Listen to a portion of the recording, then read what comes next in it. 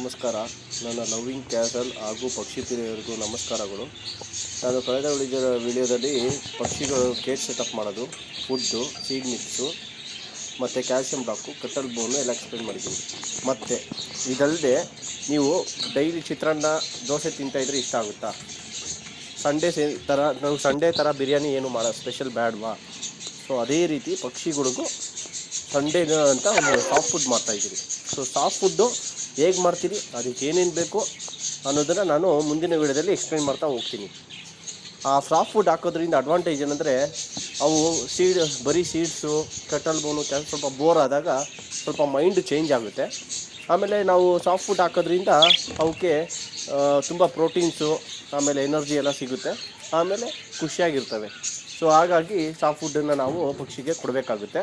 Weekly ಟ್ವೈಸು ಅಥವಾ ವಾರಕ್ಕೆ 2 ದಿನ ಅಥವಾ ಸಂಡೇ 1 ದಿನ. ಸೊ ಯಾವುದಾದ್ರೂ ಒಂದು ದಿನ ಸಾಫ್ಟ್ ಫುಡ್ಡನ್ನು ಹಾಕಬೇಕಾಗುತ್ತೆ.